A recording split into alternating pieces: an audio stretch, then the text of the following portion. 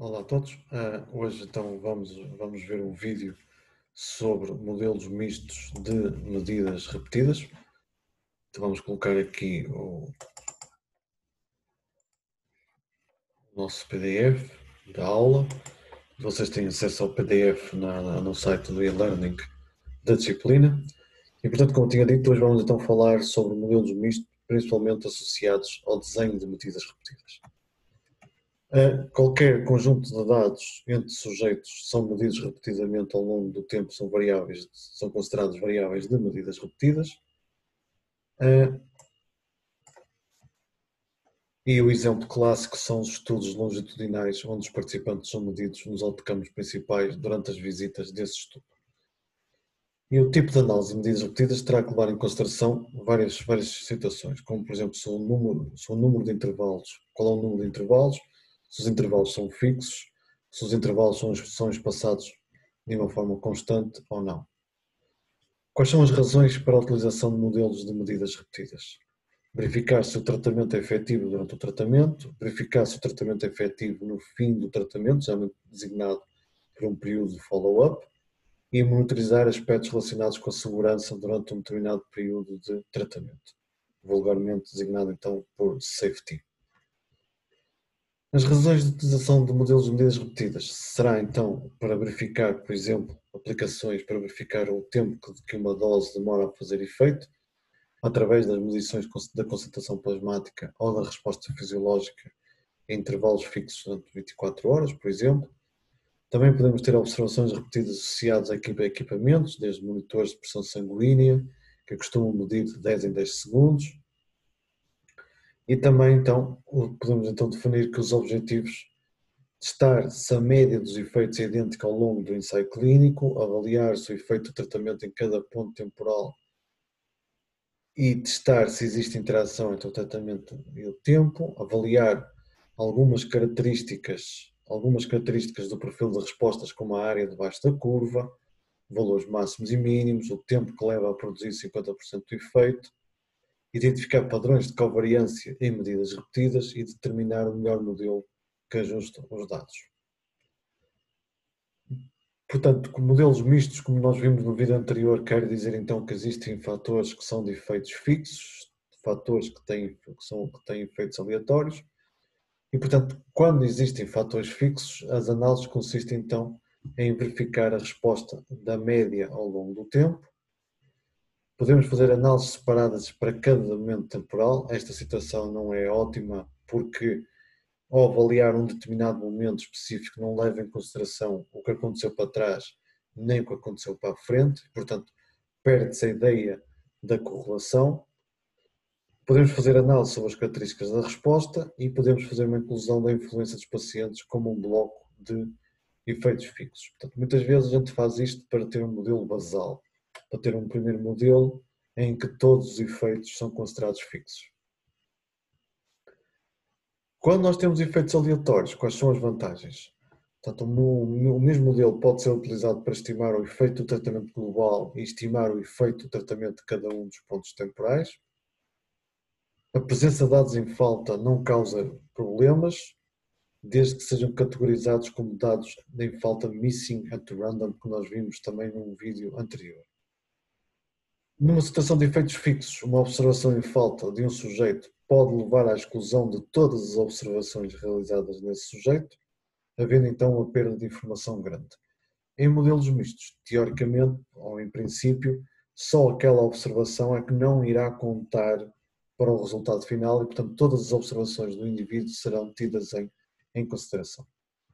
Uma outra vantagem deste tipo de modelos mistos de medidas repetidas é então os padrões de covariância das medidas repetidas podem ser determinados, quer para diferentes momentos temporais, quer para intervalos de visita contínuos, quando é a situação, quando os intervalos não são igualmente espaçados, quer diferença de tratamento entre o placebo e o medicamento, etc. Nós podemos ter aqui vários tipos de padrões de covariância, como nós iremos ver a seguir.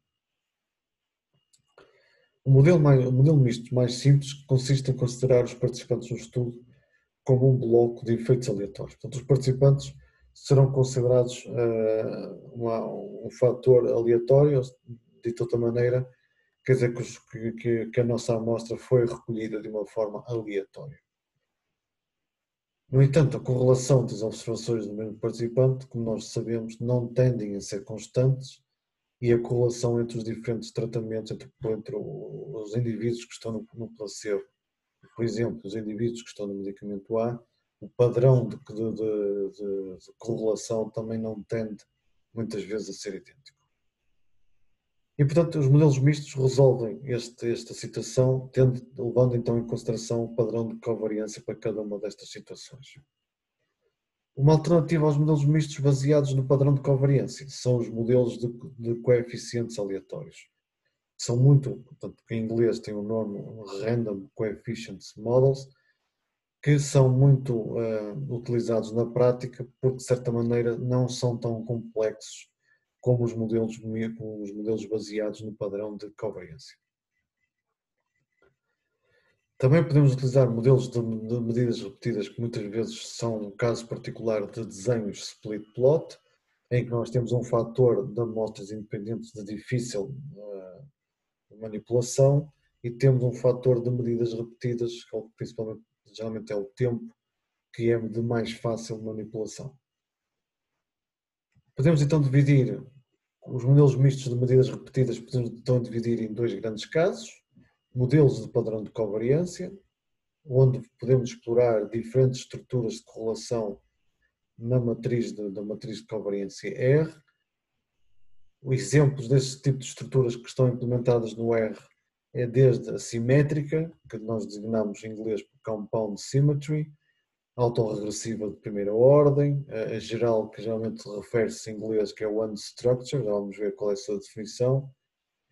E também temos depois um outro conjunto de estruturas, como a Toeplitz, ou ainda outras que estão implementadas principalmente no software R, no package que é o NMLE. Portanto, no package NMLE tem uma série de estruturas que nós podemos utilizar.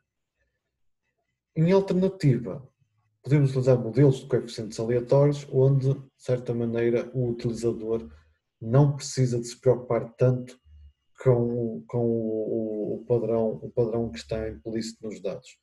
Quer dizer com isto que o padrão que vai ser utilizado já está incorporado na própria função. Temos é que saber qual é o padrão que nós estamos a utilizar. Se não for esse, é possível mudar, como depois iremos ver, é possível mudar o padrão que está associado, mesmo neste tipo de modelos é possível mudar o padrão de correlação, mas essencialmente este é o objetivo destes modelos, é simplificar o trabalho que nós tínhamos de andar a testar diversos padrões de covariância, etc. Então estes modelos geralmente têm há três grandes blocos.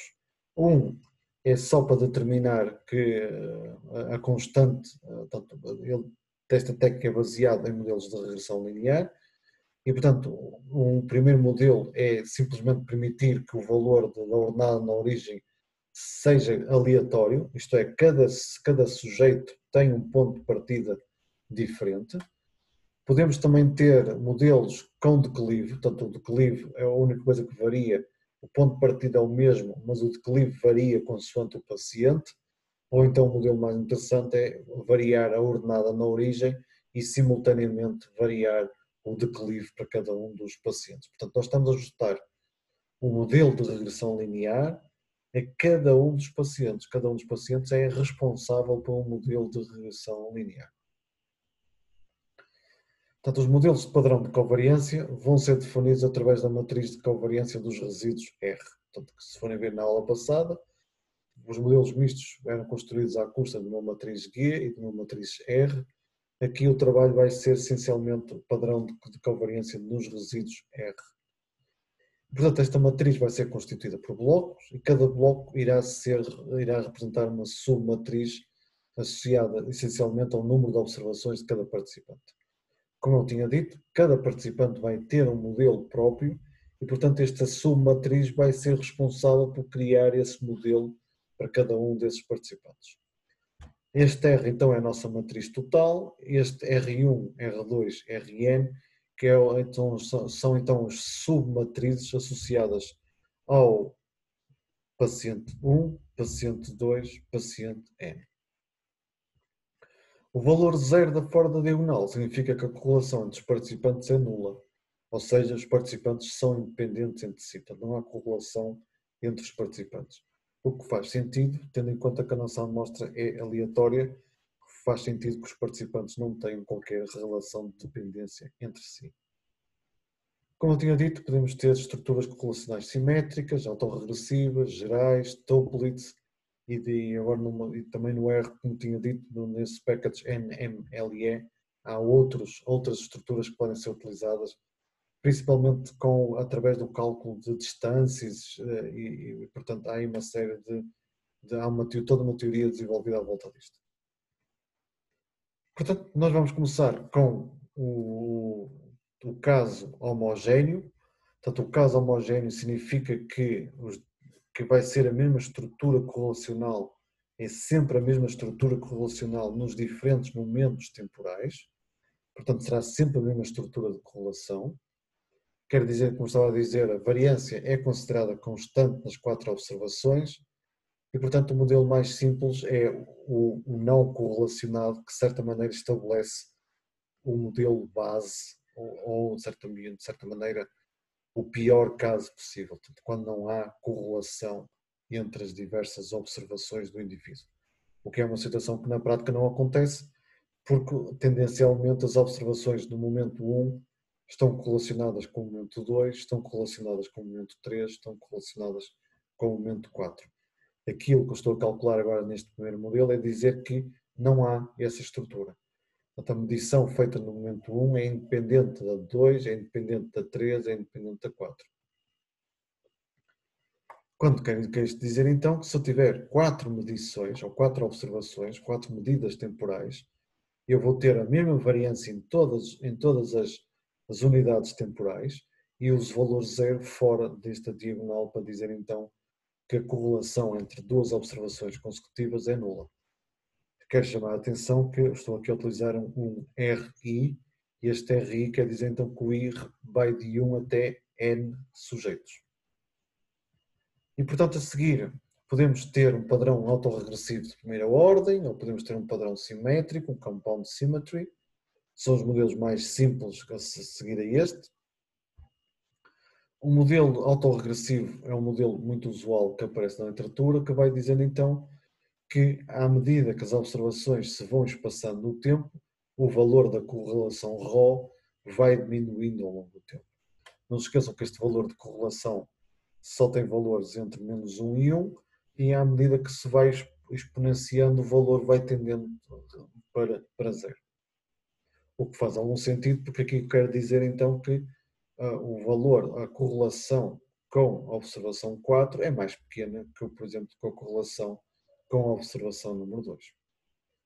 Mas neste caso, novamente, estou a trabalhar no padrão homogéneo, quer dizer então que o valor de sigma quadrado, o valor da variância, é igual em todos os momentos temporais. Temos aqui a simetria composta, portanto, que aparece na literatura como compound symmetry, e que a grande diferença para o anterior, como nós podemos ver, é que o valor da correlação é constante ao longo dos diferentes momentos. Então, em vez de ter um padrão autorregressivo, ou seja, que tende para zero, aqui vou garantir que, de facto, o valor da correlação é fixo. E, portanto, este acaba por ser o primeiro modelo, não há assim uma ordem propriamente dita. Portanto, o primeiro modelo pode ser um modelo autorregressivo ou um modelo de simetria composta, dependendo do tipo de análise que a gente quer fazer. Às vezes começamos com este, que acaba por ser uma versão simplificada do modelo de autorregressivo, e depois o modelo autorregressivo já parece ser uma evolução natural deste modelo. Passamos então para o padrão heterogéneo, e o padrão heterogéneo quer dizer então que a variância não é constante nas diferentes observações temporais medidas. Podemos então ter o modelo mais simples. Agora reparem que o sigma quadrado não é único, não é sempre o mesmo valor. Cada momento temporal tem o seu valor associado. Podemos ter também o padrão geral, que aparece muitas vezes com o nome unstructure, ou simplesmente até aparece muitas vezes com o nome simétrico, symmetry apenas, em vez de ser compound symmetry, só aparecer symmetry, e quer dizer então que eu vou ter variâncias diferentes ao longo do tempo e vou ter uma estrutura de covariância que vai depender dos momentos que eu estou a avaliar, e portanto todos estes valores aqui, destes tetas 1, 2, 1, 3, 2, 3, por aí fora, podem todos eles ter valores diferentes uns dos outros. E portanto esta é a situação que é mais próxima, que é mais equivalente à nova de medidas repetidas, em que nós temos o pressuposto da esfericidade, em que o pressuposto da esfericidade avalia se esta matriz de covariância é ou não simétrica através do teste de Mosley. Podemos também ter o padrão de covariância autorregressivo de primeira ordem. Vemos que como as variâncias são diferentes, eu já não posso dizer que aqui vai dar sigma quadrado, porque aqui é a combinação linha 1, ou seja, sigma 1, coluna 2, ou seja, sigma 2. Vejo que é um padrão autorregressivo, porque à medida que as observações são cada vez mais espaçadas, o valor vai tendendo a sendo cada vez mais pequeno. Podemos também ter o padrão de simetria composta e no R não encontrei o padrão de covariância de Toeplitz, mas provavelmente é porque estará sobre outro nome que eu não consegui encontrar. Mas esta também na prática geralmente não costumo utilizar, fica aqui a informação como é que ela é construída, e se nós olharmos para o anterior, quer dizer então, enquanto aqui o valor da correlação é fixo, numa matriz de covariância de Toeplitz o valor da correlação pode variar também conforme o valor temporal. Podemos ainda ter modelos de padrão de covariância separados por tratamento, quer dizer que eu posso ter um padrão para o placebo, um padrão para o tratamento A, um padrão de covariância para o tratamento B, etc. E, portanto, se nós tivéssemos 3 tratamentos e um sujeito em cada tratamento, haveria no total 3 observações, o que iria então num padrão de covariância não correlacionado. Os primeiros 3 estariam no tratamento A, os segundos 3 estariam no tratamento B e os últimos 3 estariam no tratamento C. E aqui podemos então ver que o valor 0 garante então que não há uma estrutura de correlação. Claro que isto não tem grande interesse.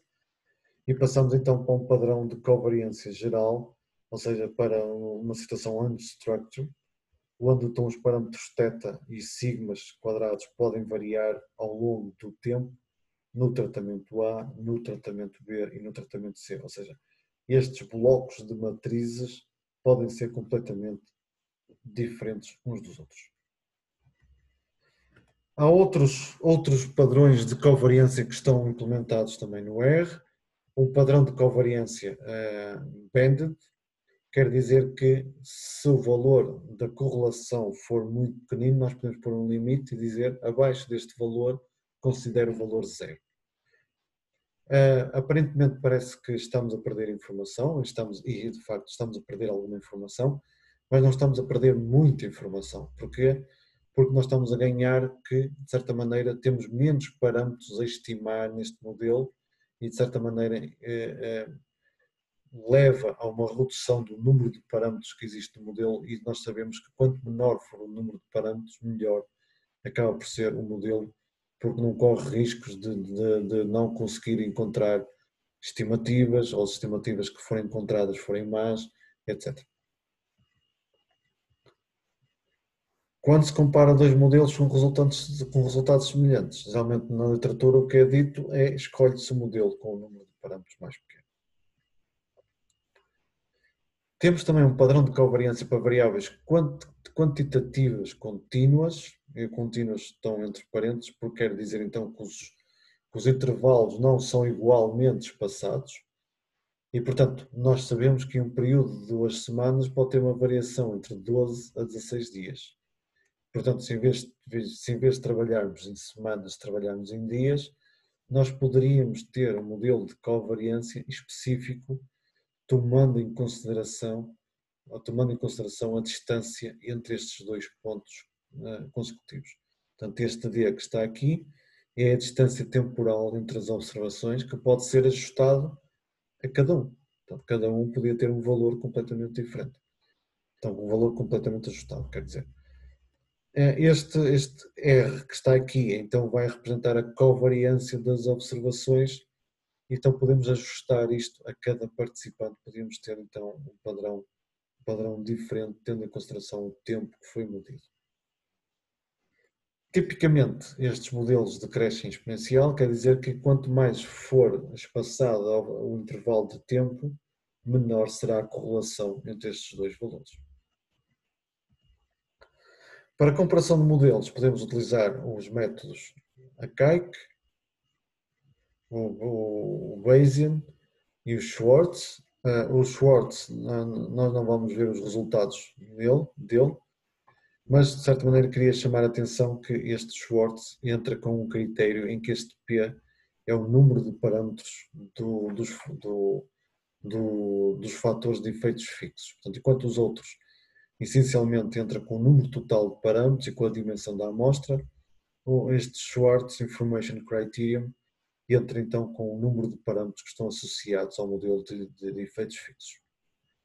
Podemos ter um teste de rácio de verossimilhanças entre os dois modelos, que segue uma distribuição π quadrado df, onde os graus de liberdade não é mais que o número, que é a diferença entre os números de parâmetros entre os dois modelos. Se o modelo tiver o mesmo número de parâmetros, então não é possível utilizar este teste, porque o resultado vai dar 0 graus de liberdade.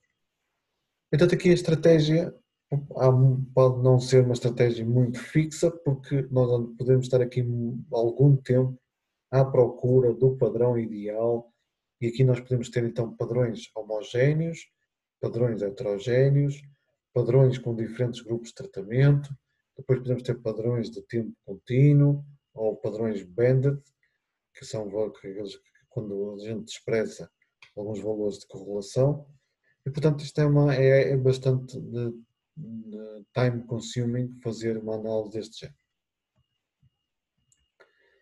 Geralmente os fatores fixos são o tratamento, é o tempo e é a interação tratamento-tempo. Podemos também ter covariáveis e, portanto, esses seriam os valores da linha de base. E, portanto, existe sempre uma discussão se o valor de linha de base deve ser incorporado ou como uma variável independente ou como mais uma medição feita no modelo. E, portanto, depende muito dos objetivos. Se o modelo for de previsão, deve ser introduzido como covariável. Se o modelo for só simplesmente para testar se existem efeitos ou não, podemos incorporar o valor da linha de base. É claro que ao incorporar o valor da linha de base, nós, de certa maneira, podemos estar a enviesar os resultados, porque os valores da linha de base correspondem a uma situação em que não há um medicamento e ainda não teve a oportunidade de ser efetivo ou sequer ter sido tomado. E, portanto, a toma do medicamento pode provocar, no momento 1, uma diferença total para o momento 0, que os resultados são estatisticamente significativos, mas não tanto pelo efeito do medicamento, mas simplesmente porque nós estamos a ver uma situação em que não tínhamos nenhum medicamento. E, portanto, há aqui algumas discussões que se podem fazer à volta disto. Nós vamos utilizar um estudo multicêntrico sobre hipertensão, em que nós temos 3 fármacos, temos 29 centros, mas que neste momento não foram modelados neste processo de medidas repetidas, mas temos então 6 visitas, 2 consideradas pré-tratamento e 4 durante o tratamento. Portanto, a visita 2 vai ser considerada a linha de base, que é antes do tratamento, e depois de 3 a 6, espaçadas por 2 semanas, vai ser então as nossas medidas repetidas. O endpoint primário é a pressão sanguínea diastólica. Nós vamos mostrar os resultados para os três grupos, os 3 grandes grupos de covariância. Então, variância homogénea, variância heterogénea, padrões de covariância separados para cada grupo de tratamento, incluindo ainda um outro modelo que nós podíamos fazer, que era então testar o modelo de interação tratamento-tempo. Para cada grupo de padrão de covariância vamos ter a simetria composta, o autorregressivo e a versão unstructured. Portanto, Temos aqui o nosso primeiro resultado. Está aqui indicado que nós vamos trabalhar então com variância homogénea. Vamos utilizar a função GLS deste package NLME, Non-Linear Mixed Effects. E então, quando eu quero falar de variância homogénea, basta manipular aqui a instrução da correlação. Portanto, esta parte devia ter ficado aqui em cima. Outra parte da correlação, eu indico então qual é a estrutura correlacional que eu quero analisar. E neste caso, o COMP-SIM equivale então à simetria composta que nós iremos estudar. Quando queremos a variância heterogénea, então nós no campo do weights, que aqui também falta, weights igual, então nós vamos dizer que o valor da variância vai ser modulada em função do tempo, ou seja, cada ponto temporal vai ter um valor de sigma ao quadrado diferente, ou então em função do grupo que eu quero estudar. Em função do tratamento que eu tenho aqui. Portanto, nesse caso, ele iria identificar qual era a melhor estrutura para o placebo, qual era a melhor estrutura para os outros dois fármacos. O que está aqui apresentado é o gráfico de Trellis para grupos de tratamento.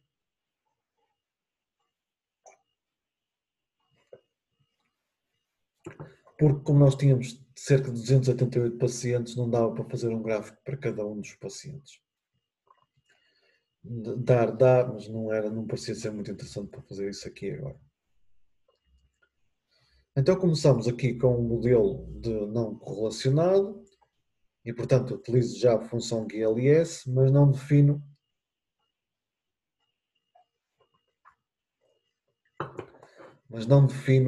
não utilizo nem a função correlation, nem a função weight. E, portanto, isto vai-me dar o valor não correlacionado, a estrutura, o padrão de covariância não correlacionado. Podemos então aqui ver que o valor basal é 7.907, do valor do AIC, o critério do AIC é 7.907, e depois temos então o BIC, que é outra medida, e o log-LIC também é uma outra forma de ver os parâmetros. Para não tornar isto demasiado pesado, vamos só focar-nos no valor do AIC. Para o padrão de covariância de simetria composta, aqui está a expressão da correlation, portanto, a correlation entra para definir a estrutura de variância homogénea. E o valor do AIC passou para 7.493, portanto, quanto menor for o valor, melhor é o modelo proposto. E, portanto, de certa maneira, este modelo acaba por ser melhor do que o modelo anterior, que era o não correlacionado, o que é óbvio, tendo em conta que estamos a falar de modelos longitudinais, de medidas repetidas. E, portanto, podemos ter agora a simetria composta heterogénea, e para além da correlation, da instrução correlation, tem aqui então instrução relacionada com o weight, com os pesos.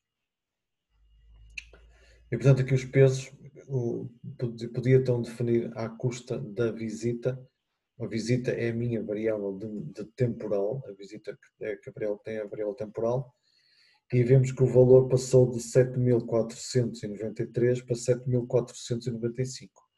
Portanto, quer dizer que ter variância heterogénea não melhorou muito o nosso modelo. Quer dizer que o padrão de respostas se manteve em termos de variância e covariância muito idêntica nos diferentes momentos.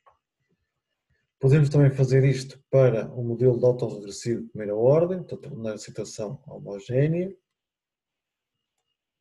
Na situação homogénea, e temos um valor 7.515, portanto também pior do que o compound symmetry que nós tínhamos anteriormente. Aqui também fizemos a autorregressiva de primeira ordem heterogéneo, e o resultado que nós obtivemos para o valor do AIC também não variou muito, e portanto também não há uma grande melhoria com este padrão. Finalmente, com o unstructured homogéneo, então os valores do AIC foi 7.487, um valor ligeiramente mais pequeno que 7.493, e portanto este modelo é ligeiramente melhor, mas tem uma grande desvantagem. Este modelo Unstructured tem muito mais parâmetros do que o modelo de Compound Symmetry. No modelo heterogéneo, o valor é 7.478 e, portanto, também não há assim nada de muito mais relevante.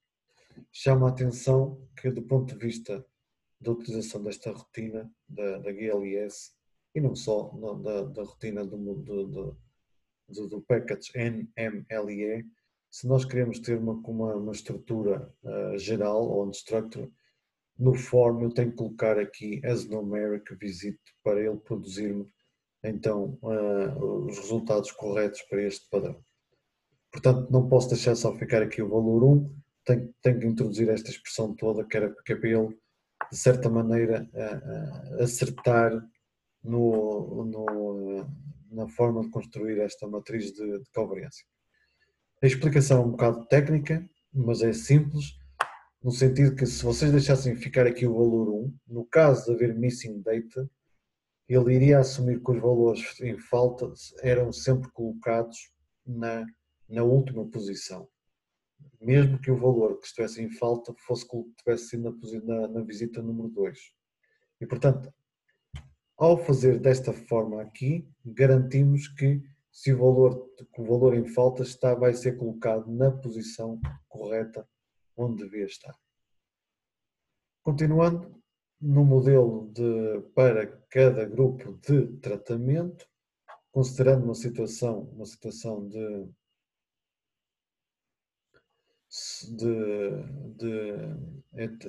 variância heterogénea, eu vou ver então que aqui o valor do AIC é 7.491 e, portanto, estamos a ter modelos muito consistentes, portanto, não há assim uma grande melhoria em relação a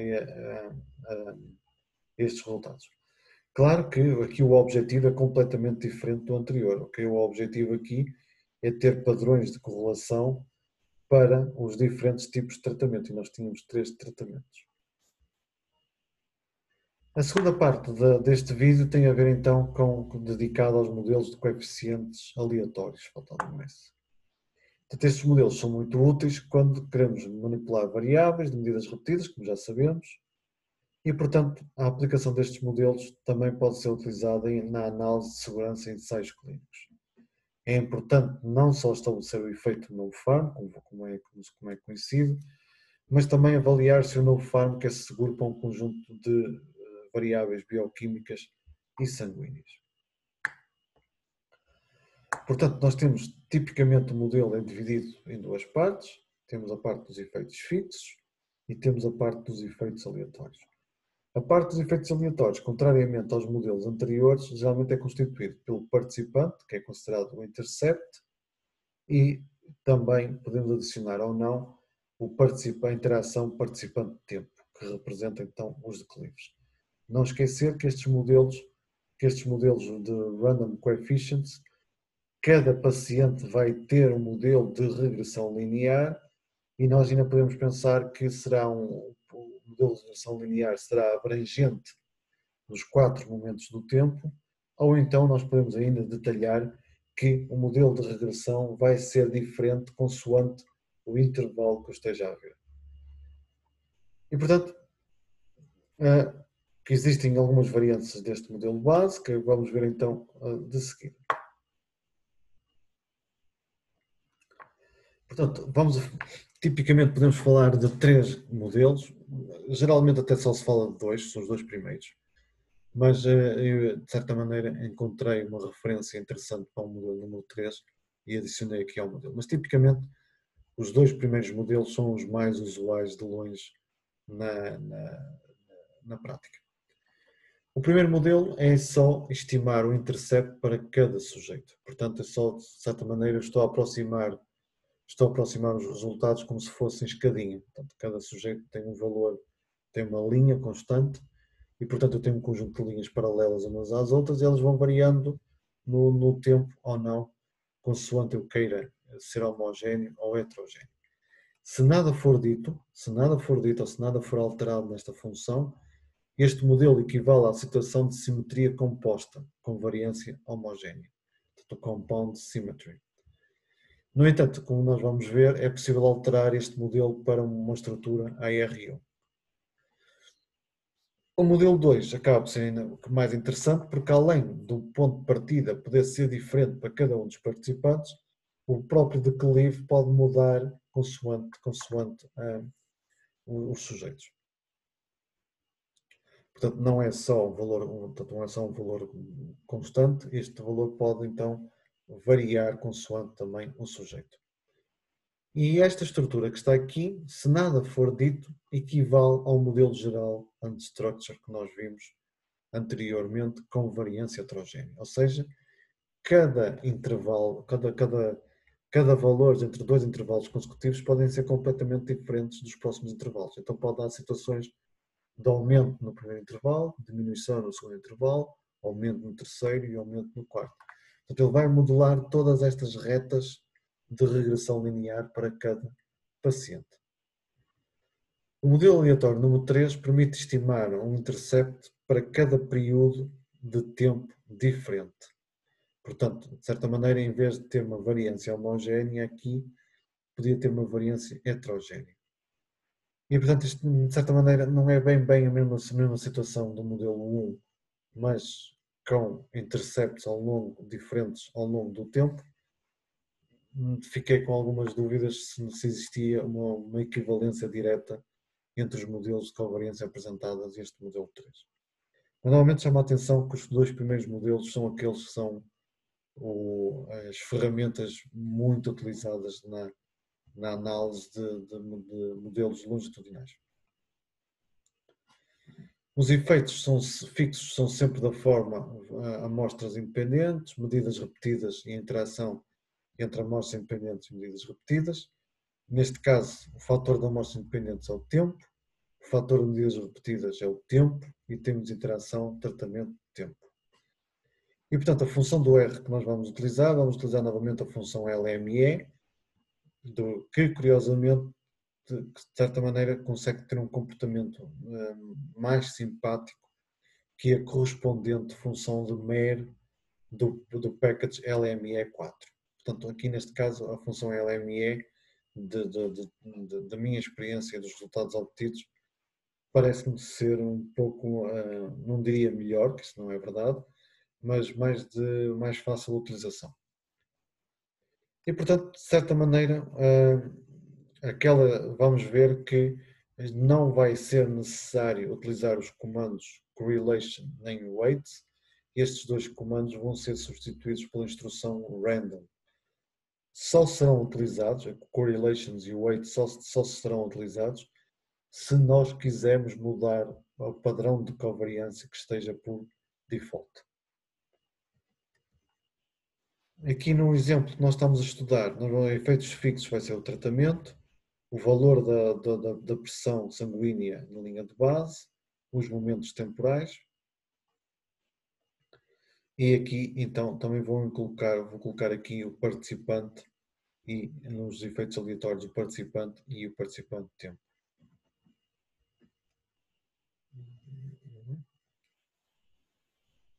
Sim, eu tinha ficado na dúvida, já aqui verifiquei. Aqui no slide anterior falta ainda a interação tratamento-tempo. E porquê é que eu fiquei na dúvida? Porque muitas vezes o que se faz é que, porque estes modelos são muito sensíveis à quantidade de parâmetros que existem no modelo, portanto, como eles são muito sensíveis à quantidade de parâmetros, tudo que não for significativo pode-se retirar do modelo, diminuindo o número de parâmetros necessários, melhorando a capacidade do modelo de atingir a sua convergência, ou seja, de atingir os critérios de convergência pré-estabelecidos e também de um número de parâmetros ser menor e a sua estimação ser melhor. E, portanto, neste caso aqui, apenas eu vou utilizar a instrução random. Ao fazer isto, a parte aleatória só irá ter o intercept para cada paciente. Portanto, lê-se bastante bem. Portanto, eu vou ter um intercept para cada paciente. O resultado do A e C é 7.493 e, de certa maneira, ainda está muito próximo do resultado. É exatamente igual até ao resultado. Não podia deixar de ser, porque ele está a utilizar a mesma estrutura de covariância, não precisava esquecer disso. Então, como ele está a utilizar a mesma estrutura de covariância, o resultado vai ser idêntico ao resultado do compound symmetry. Avançando então agora, aqui eu posso então, para o modelo número 2, eu vejo que eu vou ter um intercept, vou ter um slope para cada paciente. E o valor aqui é 7.490 e portanto os modelos todos estão muito, muito próximos uns dos outros e portanto não há uma grande vantagem destes modelos mais complexos, mais complicados.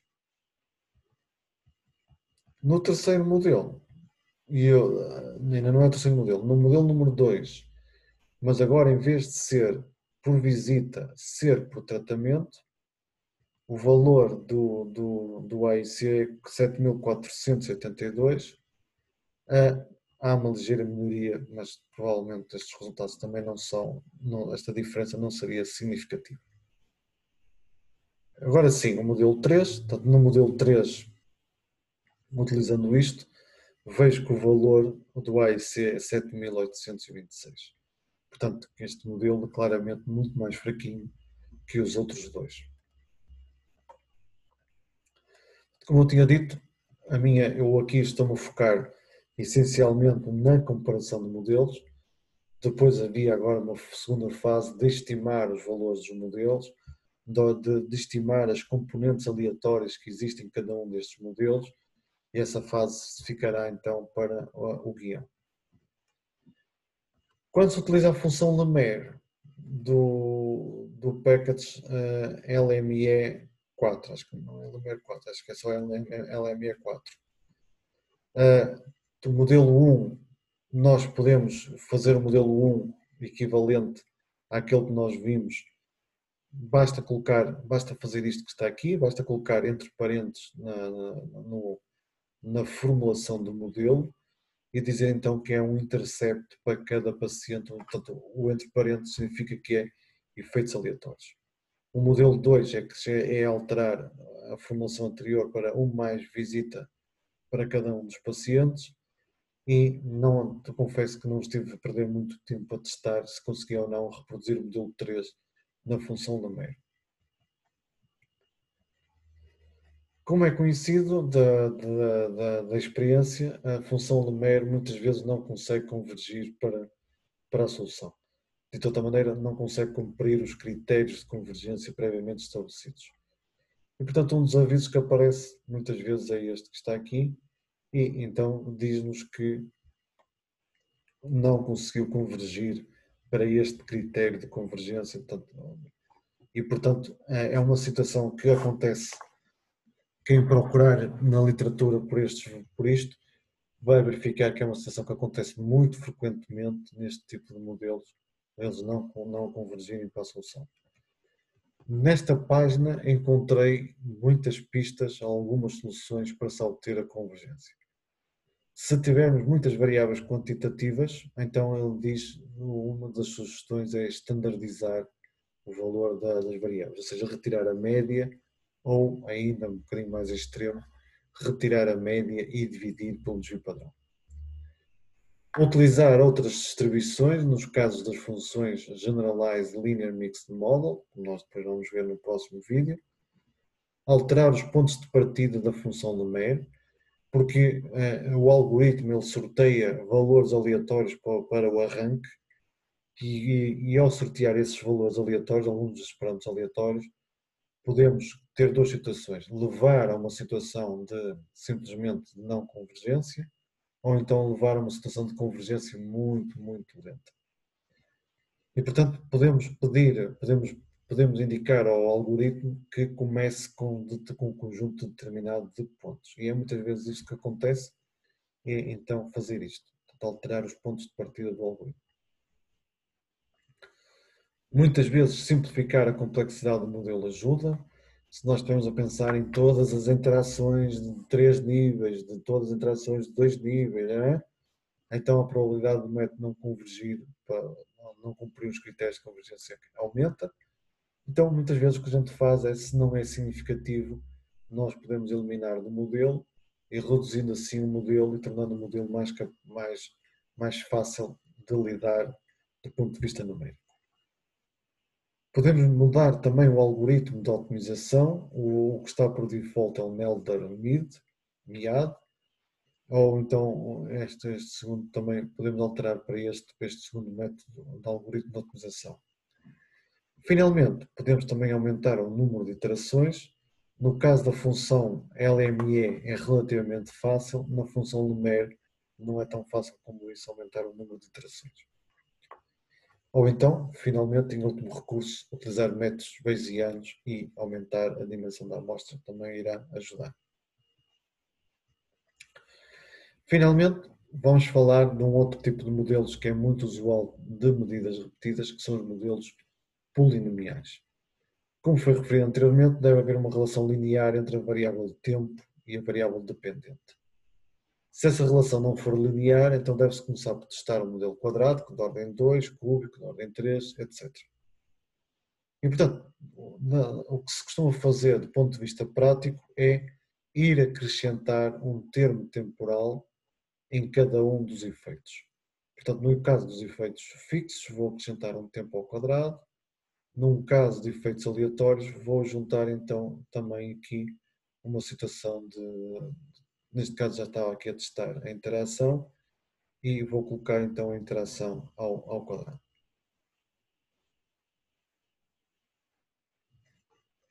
E portanto, se as componentes estimadas deste modelo forem todas positivas ou não nulas, pode-se pensar no modelo de ordem 3. Se houver alguma componente de variância negativa, de ordem, por exemplo, de ordem 2, então este modelo deve ficar só com a ordem 2 nos efeitos fixos, mas a ordem 2 deve ser eliminada da componente aleatória.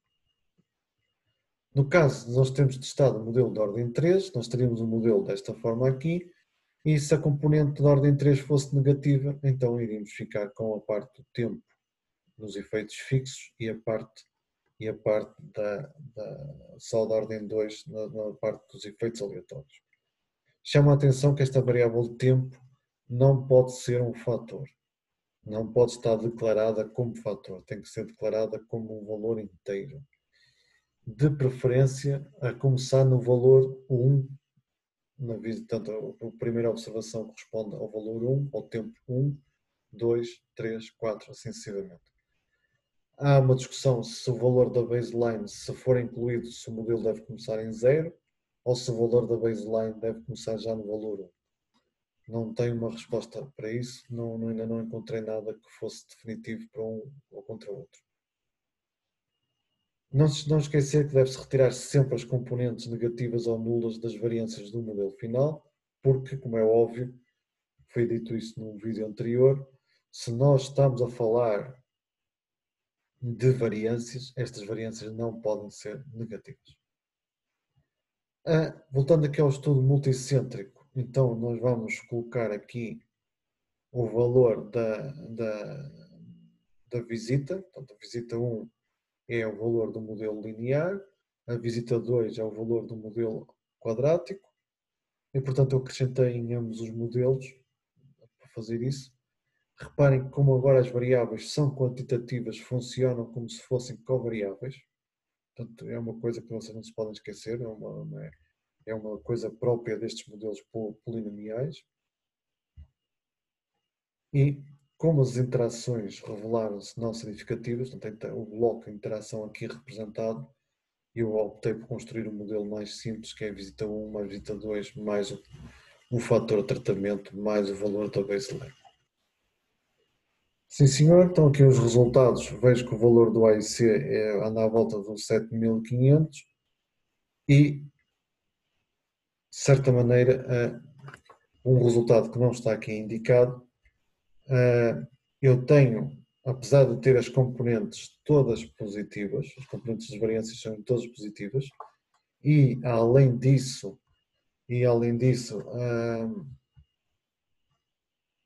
podia agora avançar para o modelo de ordem 3, mas eu não fiz isso porque os coeficientes que não estão aqui mostrados os valores eram todos não significativos. Quer dizer então que o modelo não tinha um comportamento de ordem 2 e portanto, o único comportamento que o modelo pode ter é um comportamento linear. Se nós formos ver aqueles gráficos iniciais de Trellis, nós vamos ver que é exatamente isso. Todas as nossas observações parecem ter mesmo muito um comportamento linear. Na função Lemaire, portanto, do outro package, basta colocar então o modelo equivalente ao anterior, tendo em conta que aqui então tem visita 1 mais visita 2 para cada um dos, portanto, modelo de ordem 1, modelo de ordem 2, para cada um dos pacientes. Quais são os pressupostos? Para terminar, os pressupostos são sempre então que os resíduos vão ter uma distribuição normal multivariada. Pode-se também trabalhar com os resíduos standardizados, de Pearson ou de Deviance. E nós sabemos que a existência de outliers pode condicionar a estimação dos parâmetros e a validação dos pressupostos. Sempre que existem observações que possam ser consideradas outliers, deve-se fazer ainda sempre uma análise com outliers e sem outliers.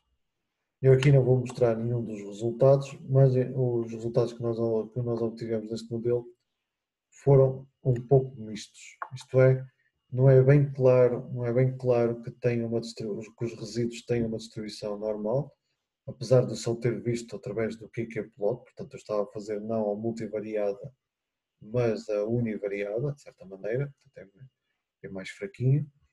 E também a nuvem de pontos aleatórios não parecia ser uma mancha. Também também não era verdade dizer que não era uma mancha de pontos aleatórios, mas também não era aquela situação clássica que nós gostaríamos de ver. E pronto, portanto, sobre este vídeo falamos de dois modelos muito importantes quando falamos de modelos mistos de medidas repetidas. Um deles muito mais trabalhoso, que é então descobrir qual é o padrão de covariância, e um segundo modelo chamado Random Coefficients Model, que é muito mais simpático, porque poupa-nos muito trabalho de andar à procura da matriz de covariância ótima. Como nós podemos também observar, os resultados de quando se colocou uma estrutura de covariância, independentemente de qual foi a estrutura de covariância, os resultados pareceram ser muito idênticos. E, portanto, de certa maneira, quero dizer que a estrutura de correlação existe. Diferenças entre estruturas de correlação muito provavelmente vão resultar em modelos muito semelhantes, com o mesmo valor da A e C, mas com um número de parâmetros muito diferentes, dependendo da estrutura de correlação, dependendo da estrutura do padrão de covariância que vocês estejam a utilizar. Muito bem, se houver dúvidas podem utilizar aqui as caixas de comentários. Eu fico por aqui. Obrigado então pela vossa atenção.